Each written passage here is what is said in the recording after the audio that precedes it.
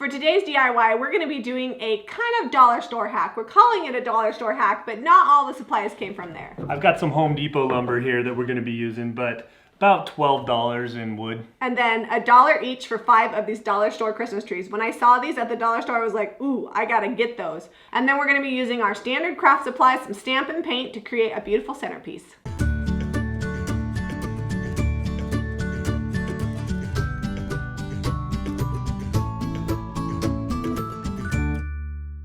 Alright, so we've made it out to the garage. This is just a 1 by 6 inch by 6 feet common pine board.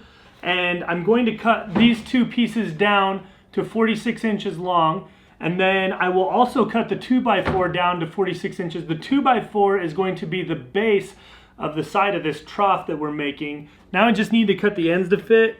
I could measure, but it's pretty easy to just mark it out. I'm going to cut 2 of these.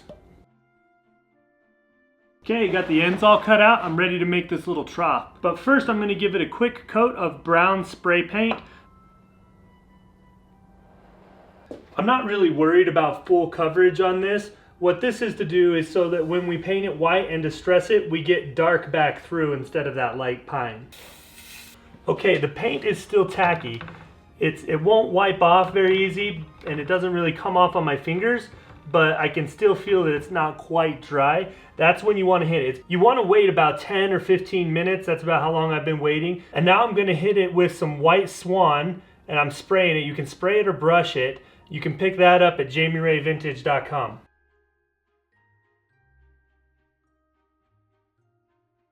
So the white swan is mostly dry.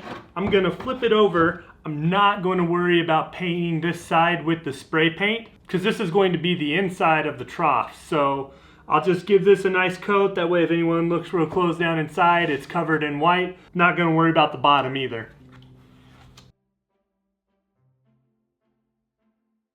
Now that the paint has dried, we're going to give it a little bit of stressing just using 220 sandpaper, smoothing it out and going around the edges.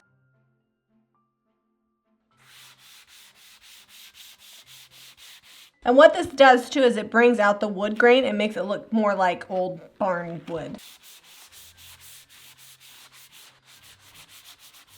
So I am not going to stamp the ends, but these sides is where I'm going to be stamping, and I need to make sure for sure that all the dust is gone. So I'm just using a lint-free rag to remove all the excess dust because you do not want dust up in your stamp.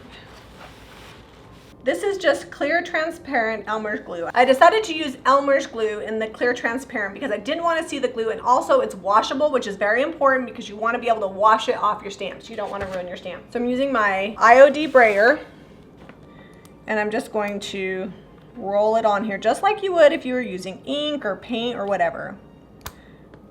And you want to be a little juicy with it because you want plenty of glue on your stamp.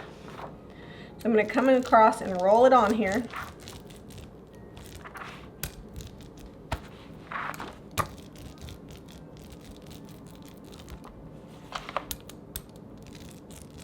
Once you get it on your stamp, you're just going to flip your stamp over. It doesn't matter if the stamp goes over the edge a little bit because you don't want it to just be in the middle. You want it to take up the full thing. And you're going to push down really nice and hard, even not moving the stamp when you push, so you get an impression of the glue. You can kind of see where it was because it makes the paint wet. Then you're going to come with your craft glitter, and I'm just going to sprinkle this on. And we have the brown paper underneath because the goal is to not get it everywhere, and we're going to take the extra and hopefully get it back into my container. Okay. Everywhere where the glue got on the stamp, now you've got a glittered impression. We're going to repeat this on both pieces of this board. Once the glue is completely dry, then we'll clear coat it, spraying, not brushing, to really get that glitter to stay on there.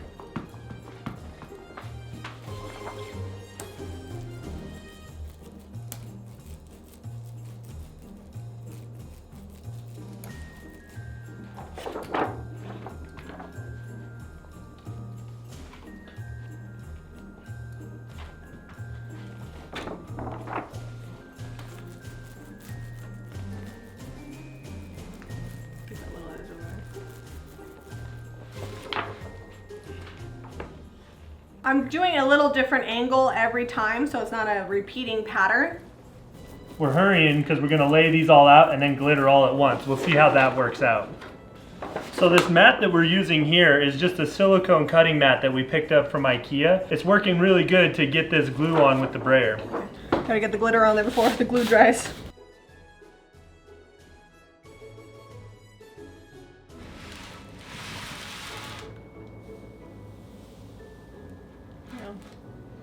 How did we do? Did it?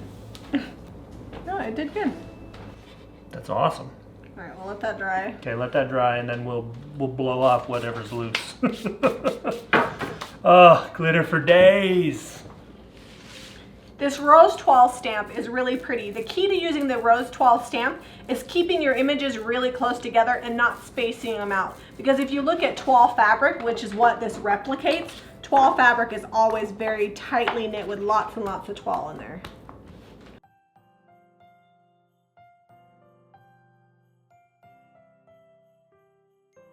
Everything is properly glittered up and shiny and sparkly. I'm going to be sealing it with Sweet Pickins top coat. I'm spraying this on. I worry if I brush it or roller it on, it's just going to pull it all up. So I've got my air pressure set down really low, about 40 psi, and I'm just going to give this a light coat in hopes that it will keep it from falling all over the house once we're using it as a centerpiece on the table. Okay, sealer's dry.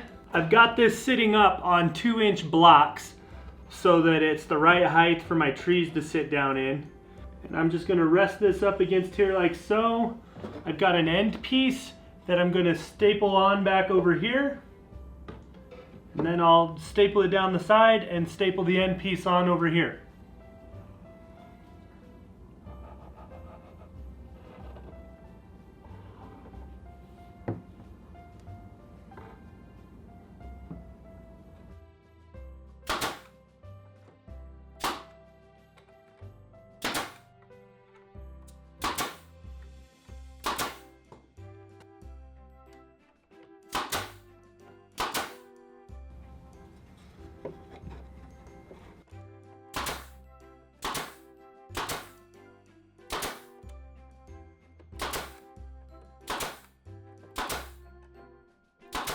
So if the trough you make is 46 inches wide on the interior and you have 5 trees, what I did to get even spacing was I measured 5 inches in from the ends, and then the 3 middle trees are spaced 9 inches apart. That way I'll have pretty even spacing all throughout the trough without too much hangover. On these trees, they've got a little metal shaft that is used to wrap everything and hold everything together. So it's 5/16 of an inch. I'm going to drill 5/16 inch holes in the wood in the 2x4 that's running along the center of this, and that's going to hold the trees in place.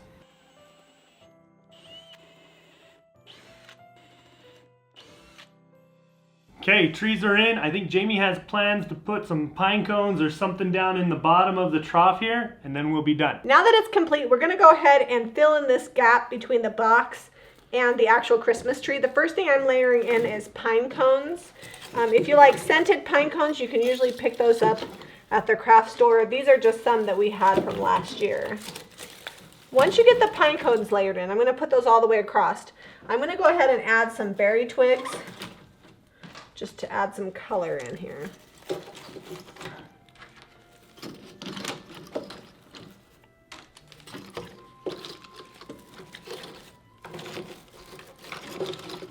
I felt like these trees needed a little something extra, so I found these tags.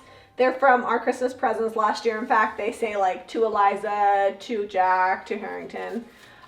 We could actually make these from scratch, which maybe eventually I will. But for finishing up this project, I'm going to go ahead and just put these cute little Merry Christmas tags. I think originally they were from Hobby Lobby. And I'm just going to string them on the top of each tree. I feel like with Christmas decor, it's a delicate balance between having enough so it feels festive, but not so much that it detracts from the actual item itself. So I think at this point I'm going to stop. If you like it really like super decorative, you could add some mini ornaments on here, but I just think by filling in the bottom with these berries and pine cones and adding this little tag, the red's kind of shimmery, it's just the right balance between the two. So yes, it's not quite all handmade, but I handmade the box. Well, you handmade the box. I stamped it. Yeah, we're getting there. I mean, I'm gonna make my own berry twigs. and trees. Probably not. Probably not.